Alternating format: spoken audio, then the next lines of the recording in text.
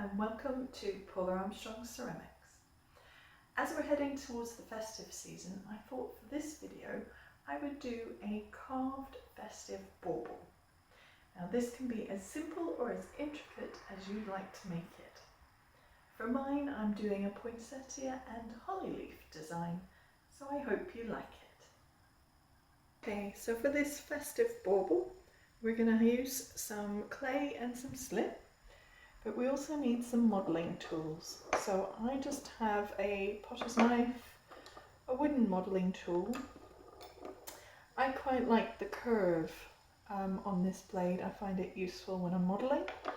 Then I've got a rubber tipped tool to help with some tidying up, and a needle tool. You can use different sets of tools. I would say, especially with things like carving, use whatever tools you are most comfortable with.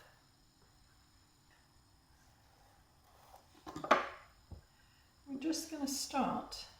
I've taken a little bit off to use, I've got a spare bit to use for the hanger, but we're just going to start off by turning the clay into a ball. And we're going to make our bauble with 2 pinch pots. You don't want too much clay because clay can be quite heavy, and with baubles you don't want them to weigh so much that they're going to drag the tree branch down. But we do want a nice size bauble. This one is going to be quite big.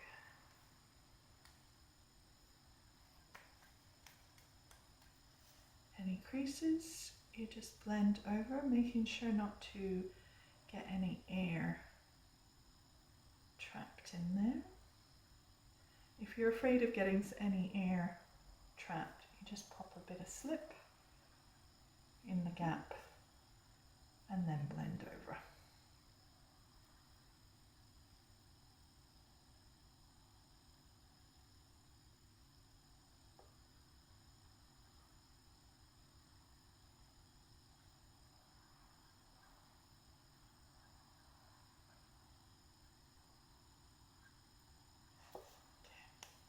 Doesn't have to be a perfect circle or sphere,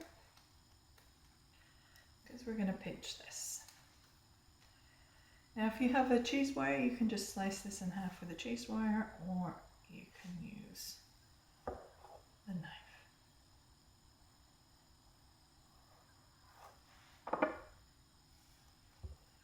Okay, so we're now going to put the 1/2 in the palm of your non-dominant hand, and then take the pad of your thumb and press down into the middle, tip it up slightly and press towards the outside edge, turn a little bit, press again, and keep doing that so you end up with a kind of daisy pattern from your thumbprints on the inside.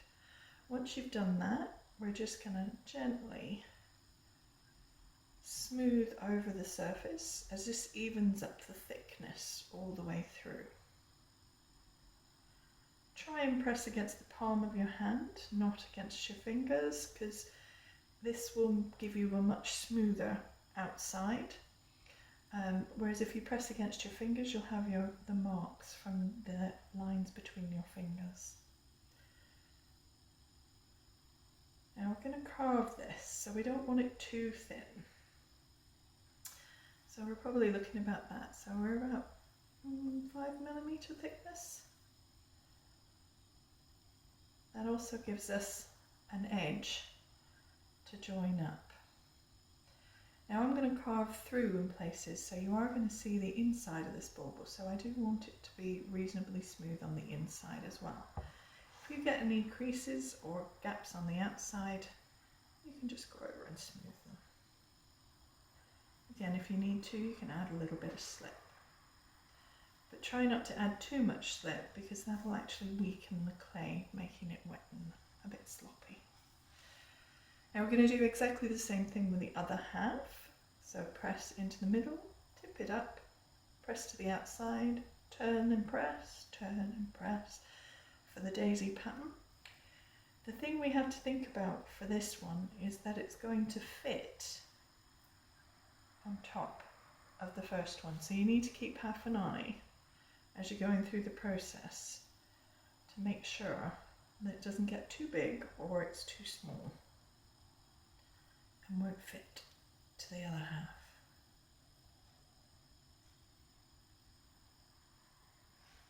A little bit more.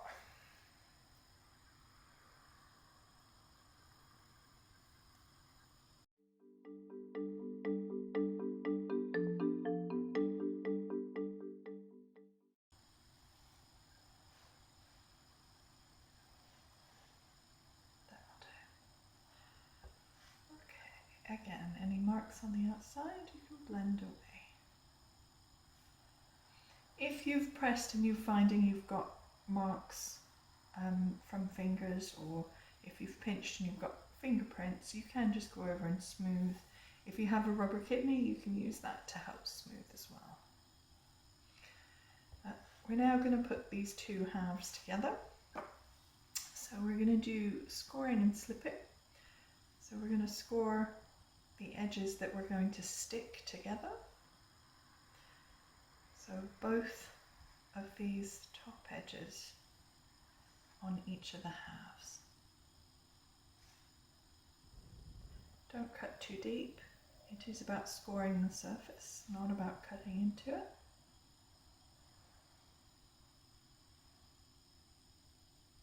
And then we're going to put some slip on it.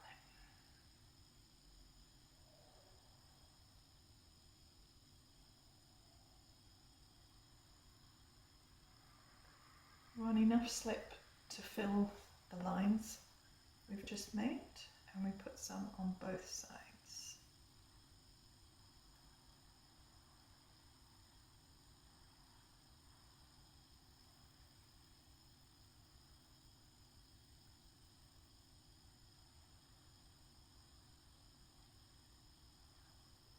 And then we just put the two together. You might find you've got some slight rises and dips in the edges of the two. If you line them up, they should match with each other a little bit.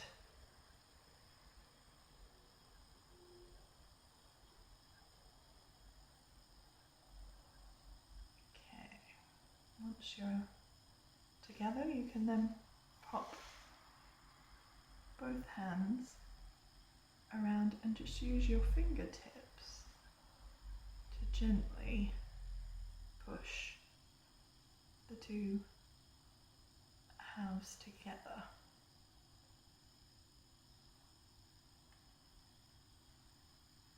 To really make the join. Right. We're then going to use the modelling tool to blend over this joint.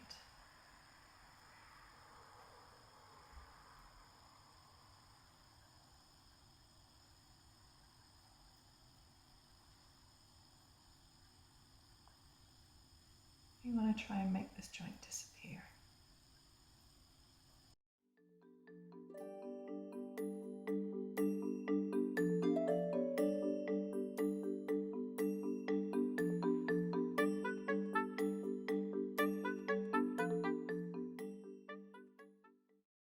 If your bowl isn't entirely spherical anymore, at this point you can gently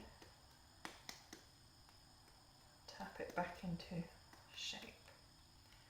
Do be gentle though, and if the join starts to appear with that, you just go over and smooth again so that it disappears.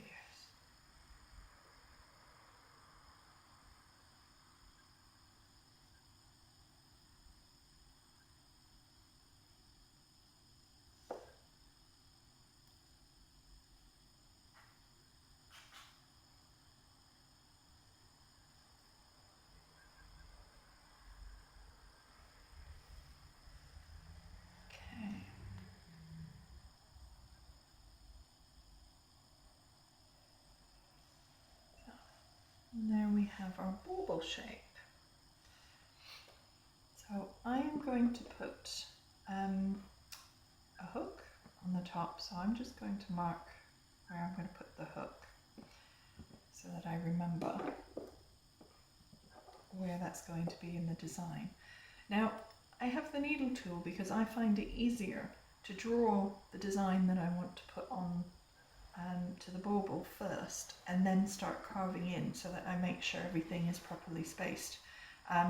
You don't have to do this if you don't want to. It's entirely up to you. If you want to go straight in and start carving, you can. You can do any kind of design on this, so you could do something quite abstract, you could do holly leaves or poinsettias or flowers. It's entirely up to you.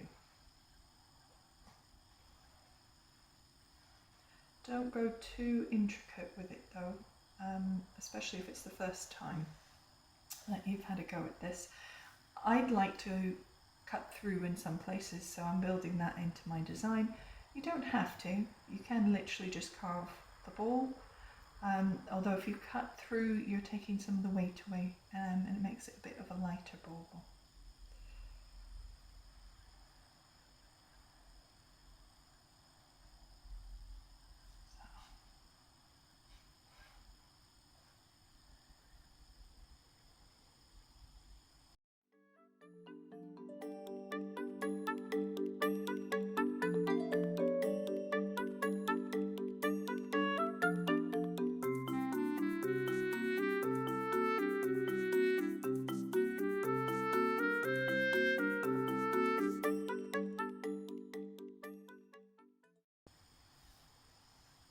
If you draw lines where you don't want them, you can just smooth them over and make them disappear.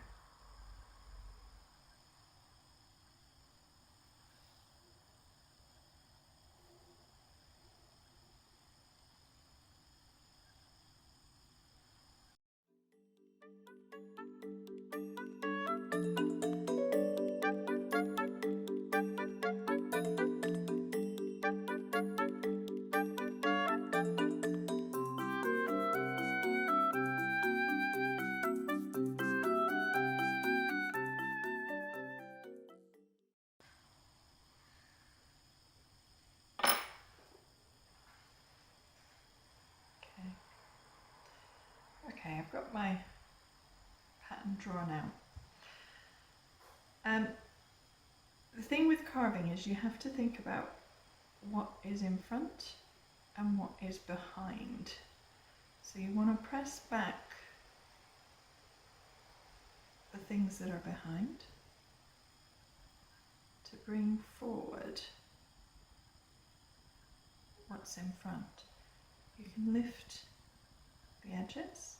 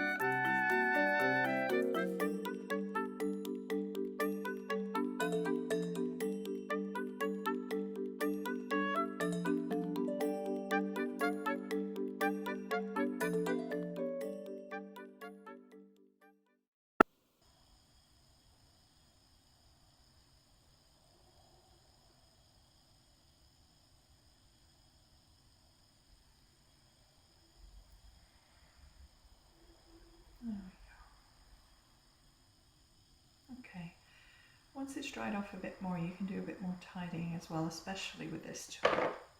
But at the moment, I don't want to push too much more, else I'm going to start breaking the shape. Now I've got my cross on the top to do the loop. Now I'm just going to make this with a little ball. Then I'm going to tap the bottom of to give a nice flat bottom. And then I'm going to pinch.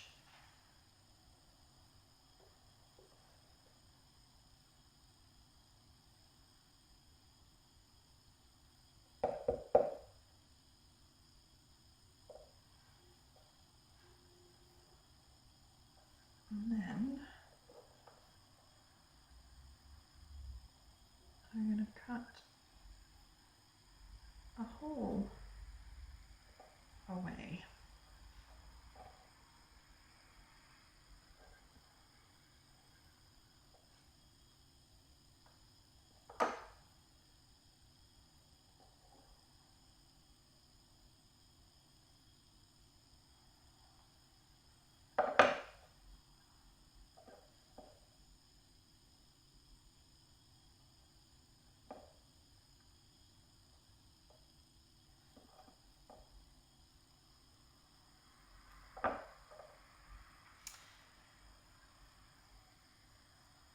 Score.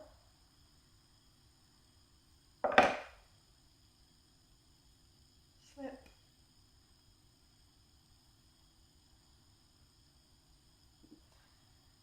Pop.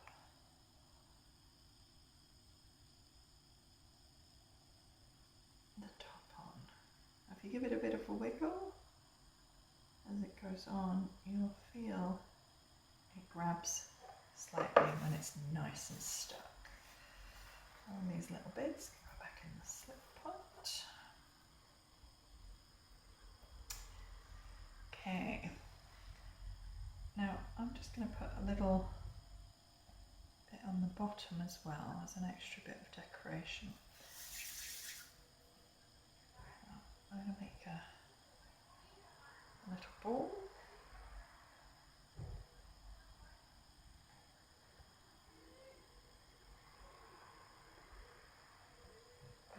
Squish it out.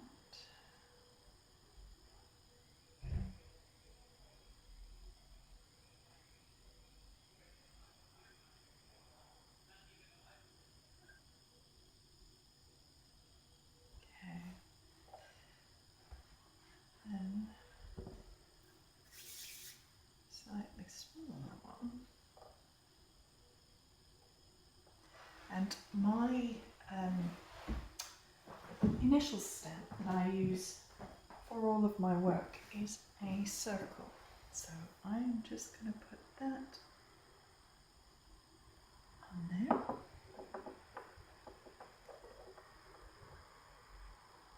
Score.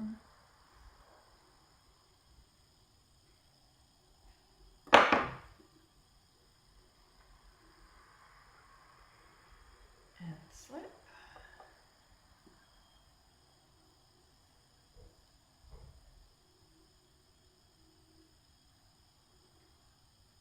And then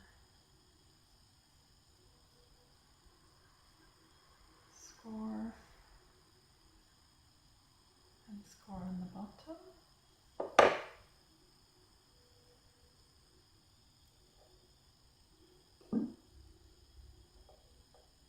Slip.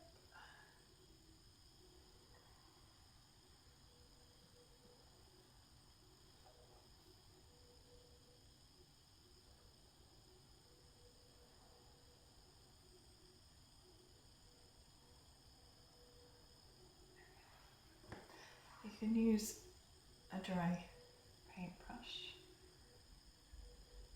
just to tidy the slip away.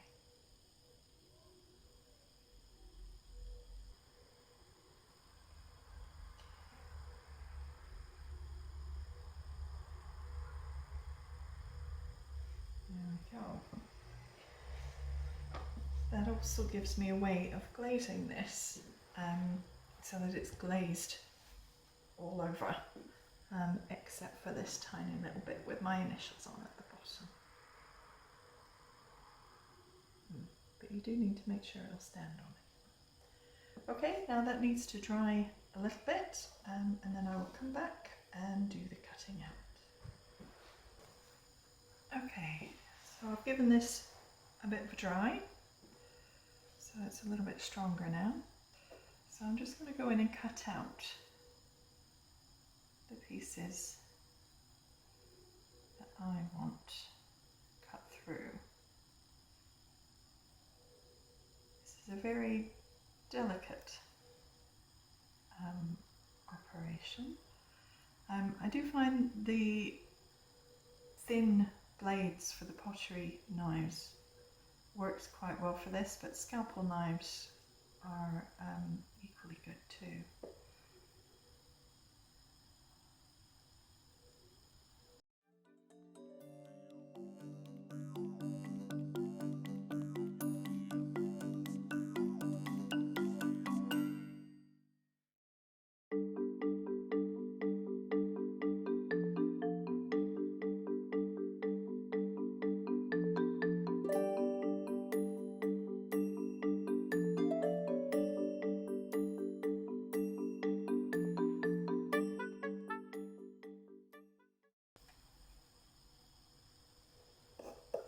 If you are going to cut all the way through like this, try and make sure that you don't push any into the middle, else you might end up with a decoration that rattles.